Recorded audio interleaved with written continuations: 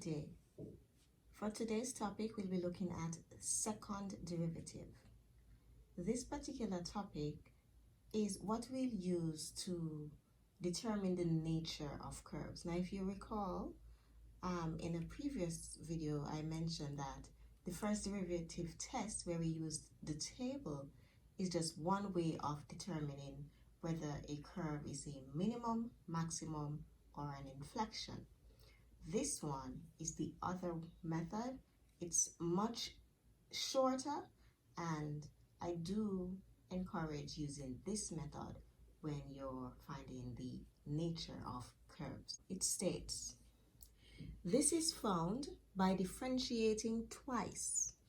It is expressed as d squared y upon dx squared, y prime prime, or f prime prime x, depending, of course, on how the function is given. For example, if you're given the function g of x equal, the derivative will be g prime prime x, or the normal du squared y upon dx squared. Let's look at an example. Question says, find the second derivative of y equals 4x raised to negative 3 minus 5x cubed. Like it says, we're going to differentiate twice. When we find the first derivative, we will get from our equation negative 12x raised to negative 4 minus 15x squared. Once we have our first derivative, we'll differentiate that once more to get our second derivative. So from here, we will end up with positive 48x raised to negative 5 minus 30x. And it's that simple. All you're doing is differentiating twice. Now let's work some questions. First question. F of x equals 3x minus 5x cubed. When we differentiate once, the first derivative is 3 minus 15x squared. Differentiating once more will give us a negative 30x as our second derivative. For this question, we have root x minus 4 over x cubed. I first rewrote the function. My root x is the same as x raised to half, and my 4 over x cubed, I brought this x cubed up and it became an x raised to a negative 3. Differentiating once gives us half x raised to negative half. Here, negative 3 times negative 4 will give us a 12, and then we have x raised to negative 4, and that's the first derivative. Just a quick reminder, to differentiate, we multiply the power by the coefficient, write back the x, then subtract 1 from the power. For example, a half times 1 is a half. Write back the x, and if you subtract 1 from a half, you're left with a negative half. Now, for the second derivative, same process. Negative half times half, negative quarter, and we have an x raised to negative 3 over 2. Here, this will give us a negative 48 and x raised to negative 5. In our third example, we have a function requiring the product rule because we have two functions being multiplied. So this first function is u and the second function is v. So we'll have u differentiate v plus v differentiate u. And when that is simplified, we have 2x squared plus 5 plus 4x times x is 4x squared, 4x times negative 3, negative 12x. And this works out to be in 6x squared minus 12x plus 5. For our fourth question, we have sine 2x minus x cubed. We have a trig function right here in the form of sine ax. So we will get a cos ax, which is 2 cos 2x for our first derivative. Here will give us a negative 3x squared. So when we differentiate once more, here it's 2 times what we'll get from this derivative, which is a negative 2 sine x, which is a negative 2 sine 2x, and differentiating this part gives us a negative 6x. So when I open this bracket, we'll get a negative 4 sine 2x, and the minus 6x goes back. For the next question, we have f of x equals cos of 3x plus 4. This function is in the form cos ax plus b, which will give us negative 3 sine 3x plus 4 as our first derivative. And for our second derivative, I'm putting my negative 3 on the outside and differentiating my sine 3x plus 4, which will give me 3 cos 3x plus 4.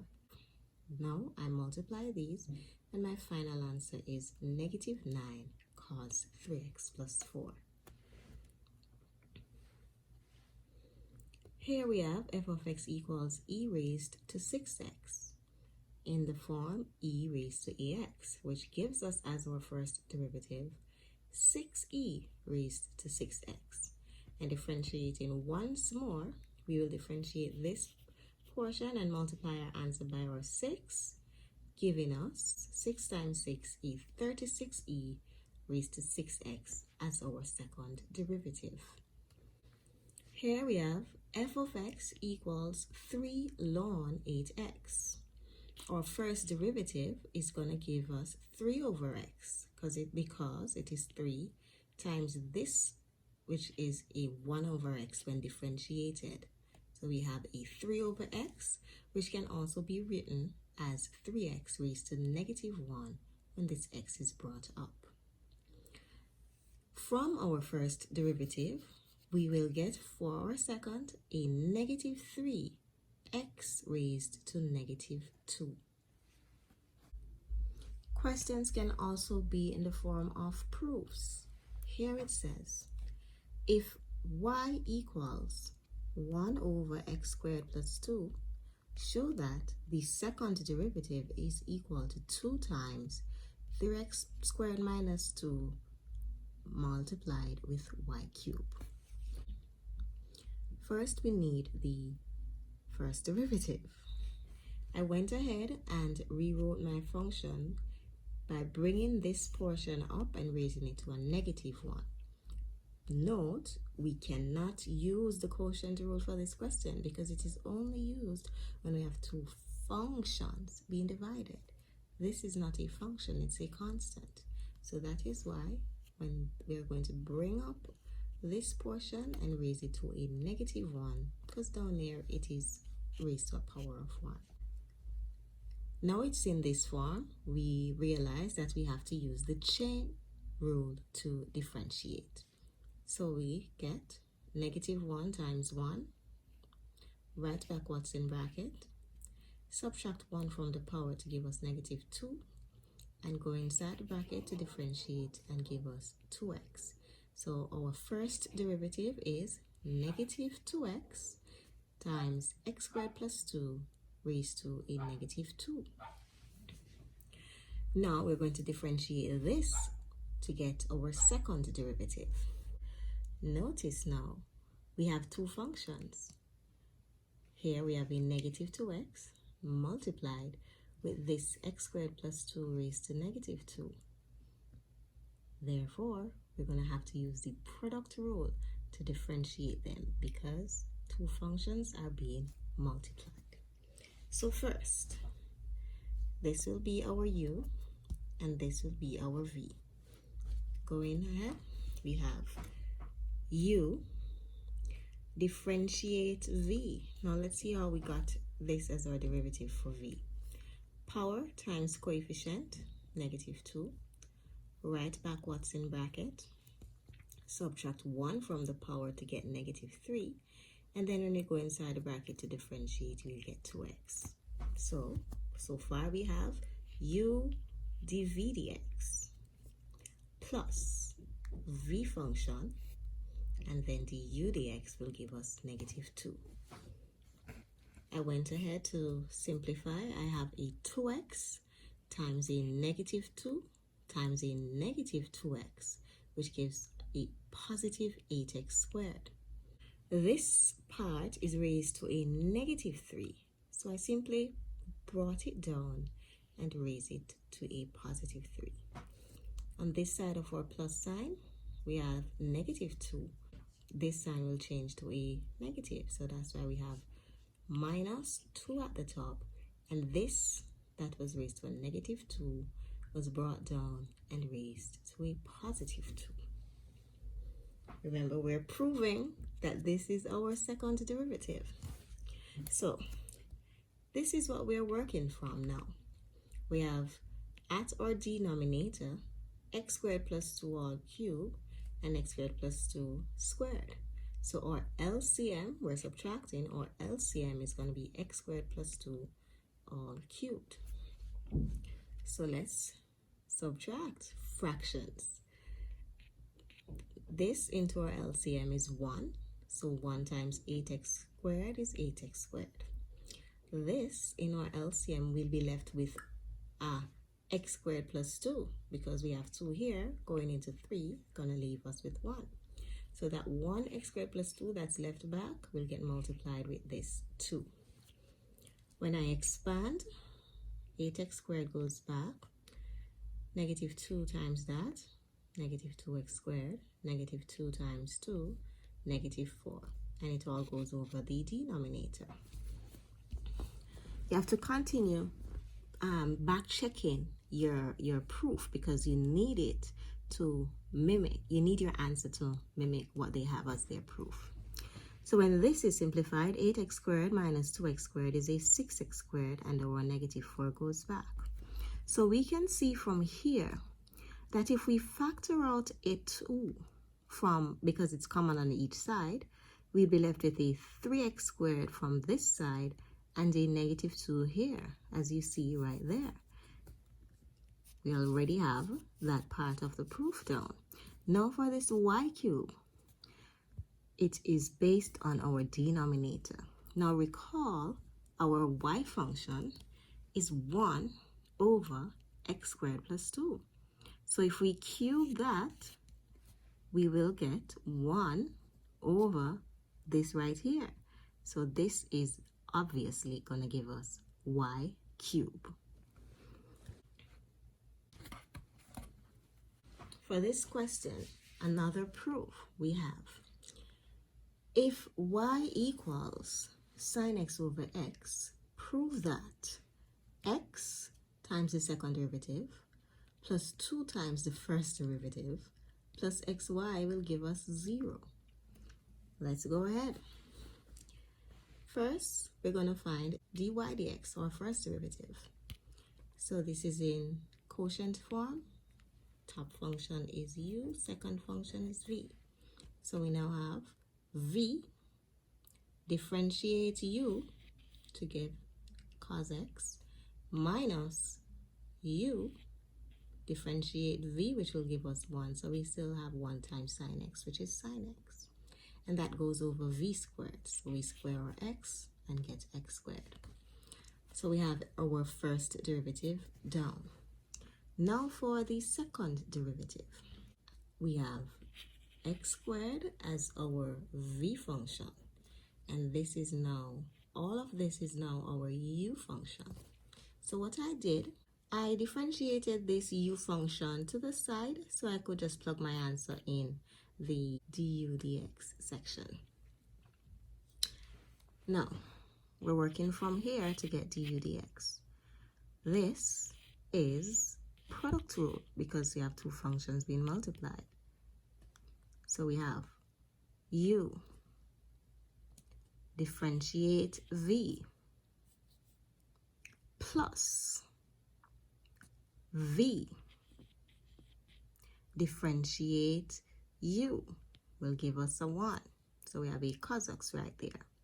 And then minus the derivative of the sine x, which is a cos x.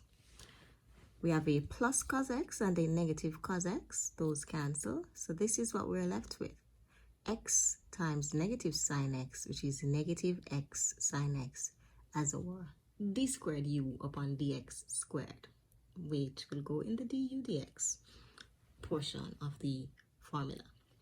So now let's go ahead. We have v du dx minus u, all of this, dv dx. Differentiate that to give us 2x. And this goes over v squared. Simplifying, x squared times negative x is a negative x cubed, and we have our sine x down.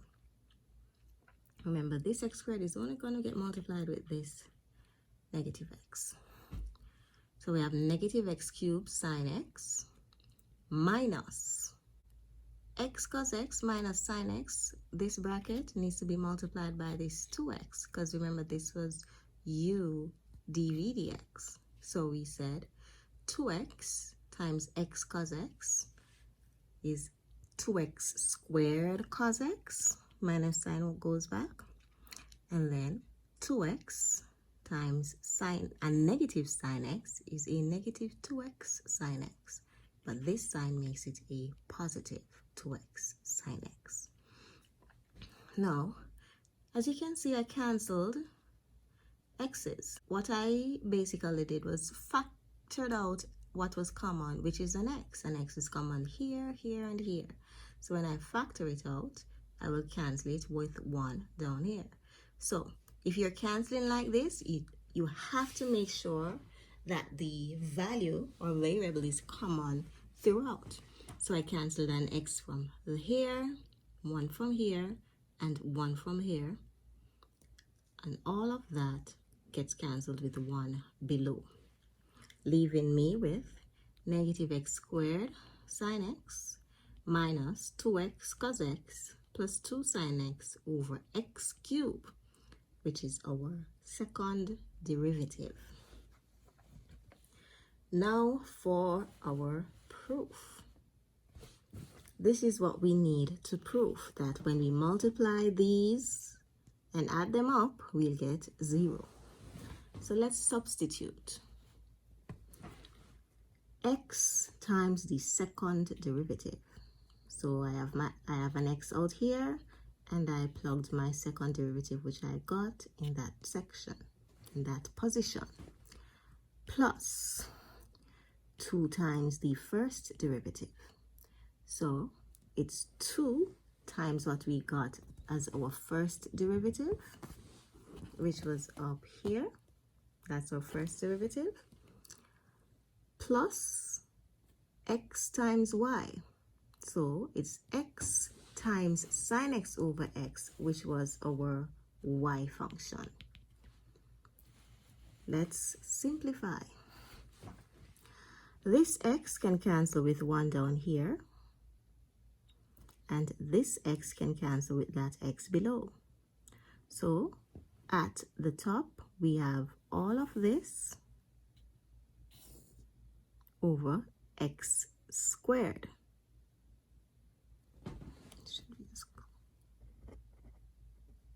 Over x squared. Here, 2 times x cos x, 2x cos x. 2 times negative sine x, negative 2 sine x. Then we have a 1 here. Now, all of these are being added, so I found the LCM. And we have an x squared here, and a 1 here. The LCM is x squared. So when 1 goes into the x squared, we're left with an x squared, and then multiplied with the x gives us that. So now let's see what we have. We have a negative x squared sine x and a positive x squared sine x. Those can cancel. We have a negative 2x cos x and a positive 2x cos x. Those cancel as well. And this positive 2 sine x will cancel with this negative 2 sine x. So everything at the top gets cancelled. So that's a 0 at the top. And 0 over anything, 0 divided by anything is 0. So we have, in fact, proved that when these are multiplied and added, we will get 0. So here we have the second derivative test, and like we mentioned in the beginning, we can use it to determine the nature of stationary points. It says, if your second derivative is greater than 0, that point is a minimum. If it's less than 0, it's a maximum. And if it is equal to 0, it's a possible point of inflection. But you have to verify that using the first derivative test.